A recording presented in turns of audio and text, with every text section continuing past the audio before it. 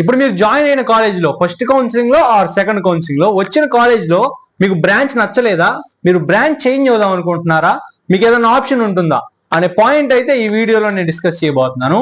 వీడియోకి వెళ్లే ముందుగా మీ అందరి మాక్సిమం ఎంసెట్ కౌన్సిలింగ్స్ అయితే కంప్లీట్ అయ్యాయి. మీరైతే కామెంట్ సెక్షన్ లో మీకు ర్యాంక్ ఎంత వచ్చింది, ఏ కాలేజీలో సీట్ వచ్చింది అండ్ ఏ బ్రాంచ్ వచ్చిందని కామెంట్ చేయండి. ఈ కామెంట్ చేయడం వల్ల మీకేం యూజ్ ఉండకపోవచ్చు, లైక్ నెక్స్ట్ వచ్చే బ్యాచ్ వాళ్ళకి ఒక రెఫరెన్స్ లాగా ఉంటుంది. ఇప్పుడు మీరు ప్రాబ్లం ఎలా ఫేస్ చేశారో వాళ్ళ ప్రాబ్లం ఫేస్ చేయకుండా వాళ్ళకి కొంచెం ఈజీగా ఉంటుంది. అందుకని అలాగే మన ఛానల్లో ఇంకా ముందు మీకు అవసరమయ్యే వీడియోస్ అయితే వస్తూ ఉంటాయి. కాబట్టి ఛానల్ ఇంకా సబ్స్క్రైబ్ చేయకపోతే ఖచ్చితంగా సబ్స్క్రైబ్ చేయండి, ఈ వీడియోని లైక్ చేయండి. Without any further delay let's start our video.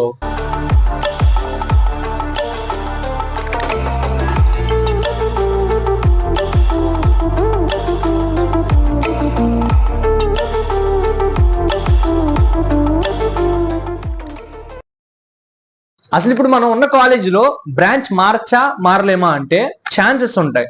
Like internal sliding అని ఉంటుంది అనమాట. ఇంటర్నల్ స్లైడింగ్ అంటే ఏంటంటే, సపోజ్ మీరు ఈసీఈలో ఉన్నారు, మీరు సిఎస్సిలోకి రావచ్చు ఆర్ సిఎస్సి స్పెషలైజేషన్ లోకి రావచ్చు. మీకు నచ్చిన బ్రాంచ్ లోకి మార్చు అనమాట. ఏ బ్రాంచ్ వాళ్ళైనా, లైక్ సిఎస్సిలో ఉన్న వాళ్ళు సిఎస్ఎం కైనా రావచ్చు, స్పెషలైజేషన్ లో ఉన్న వాళ్ళు సిఎస్సి కైనా వెళ్ళచ్చు. వెళ్ళటం ఈజీయా అంటే కాదు. లైక్ ఇది ఎలా డిసైడ్ అవుతుందంటే మీరు చదివే కాలేజ్ బట్టి. ఈ ఆప్షన్ అయితే అన్ని కాలేజెస్ లో కూడా ఉండదు. అలాగే టాప్ కాలేజెస్ కి అయితే అసలు ఛాన్సెస్ ఉండకపోవచ్చు, ఒకవేళ ఉన్నా చాలా తక్కువ ఉంటాయి అనమాట. ఇది ఎలా ఫిల్ అవుతాయి అంటే, ప్రాసెస్ ఏంటంటే, లైక్ సీట్స్ ఏమన్నా కౌన్సిలింగ్స్ అయిపోయాక సీట్స్ ఏమన్నా మిగిలితే అలా ఫిల్ చేస్తారనమాట. అది ఫస్ట్ స్టెప్. అలాగే సెకండ్ స్టెప్ వచ్చేసరికి, సపోజ్ మీరు సిఎస్ఎం అనే బ్రాంచ్ లో ఉన్నారు, ఇంకో అతను సిఎస్సి అనే బ్రాంచ్ లో ఉన్నాడు. లైక్ సిఎస్సి అతను సిఎస్ఎం కావాలనుకున్నాడు, సిఎస్ఎం అతను సిఎస్సి కావాలనుకున్నాడు. అలాంటప్పుడు కూడా మీకు పాసిబుల్ అవుతుంది. టాప్ కాలేజెస్ లో అయితే చాలా తక్కువ ఛాన్సెస్ ఉంటాయి. యావరేజ్ కాలేజ్ ఇంకా మిగిలిన కాలేజెస్ లో మేబీ ఛాన్సెస్ ఉండొచ్చు. అలాగే దీనికి ఏమన్నా ఫీజు ఉంటుందా అంటే అసలు ఉండదు. అఫీషియల్ గా అయితే కాలేజ్ వాళ్ళు ఏమన్నా ఛార్జ్ చేస్తే ఛార్జ్ చేస్తారేమో, ఛార్జ్ చేసినా మేబీ తక్కువే ఛార్జ్ చేయొచ్చు. మా కాలేజీలో అయితే ఫీజు కూడా అయితే ఏం లేదు దానికి సపరేట్ గా. నెక్స్ట్ వచ్చేసరికి ఫీజు రీఎంబర్స్మెంట్ వస్తుందా రాదా. మీరు ఇంటర్నల్ స్లైడింగ్ అయితే మీకైతే ఫీజ్ రీఎంబర్స్మెంట్ అయితే రాదు ఖచ్చితంగా. సపోజ్ మీరు నాన్ లోకల్ అయితే మీకు చాలా బెనిఫిట్ అవుతుంది. మా ఫ్రెండ్ ఒక అతను అయితే నాన్ లోకల్ అనమాట, తనకి సిఎస్ఎం వచ్చింది. తనకి ఎలాగో ఫీజ్ రీఎంబర్స్మెంట్ రాదు కాబట్టి తనైతే ఇంటర్నల్ స్లైడింగ్ లో సిఎస్సి సీట్ ఖాళీ ఉందనేసరికి సిఎస్సికి మూవ్ అయిపోయాడు. నాన్ లోకల్ వల్ల ఉంటే మీకు మాత్రం ఇది బెనిఫిట్, సీట్ ఖాళీగా ఉంటే.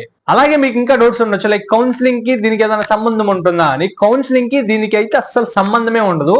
ఇది మొత్తం కాలేజ్ వాళ్ళు చేస్తారనమాట ప్రాసెస్ అనేది. అలాగే మాకు ఎలా తెలుస్తుంది సీట్లు ఖాళీ ఉన్నాయా లేదా అంటే, మీరు ఆఫీస్ లోకి వెళ్ళి కనుక్కుంటే గనక మీకు చెప్తారు. లైక్ ఏదైనా బ్రాంచెస్ లో సీట్స్ ఖాళీ ఉన్నాయా, మేబీ కొన్ని కాలేజెస్ లో ఇన్ఫార్మ్ చేస్తారు, కొన్ని కాలేజెస్ లో ఇన్ఫార్మ్ కూడా చేయరు. కాబట్టి మీరే వెళ్ళి కనుక్కోండి.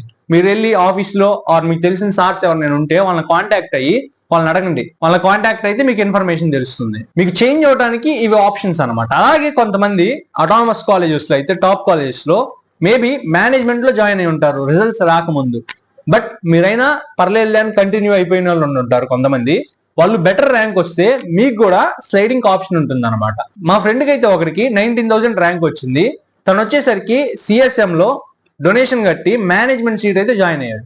జాయిన్ అయిన తర్వాత రిజల్ట్స్ వచ్చాక ఇంటర్నల్ స్లైడింగ్ అప్పుడు తన ర్యాంక్ కి సిఎస్డి ఇస్తా అన్నారు. లైక్ సిఎస్డి లో ఒక సీట్ ఖాళీ ఉందన్నమాట. తనకు ఆ సీట్ ఫిల్ చేశారు.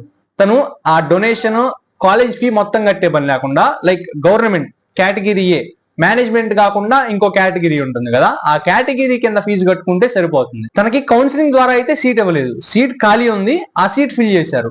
ఇప్పుడు తన డొనేషన్ కట్టే పని ఉండదు, ఫీజు కట్టే పని ఉండదు. లైక్ ఫీజు అంటే management related fees. Fees reimbursement అయితే పడదు.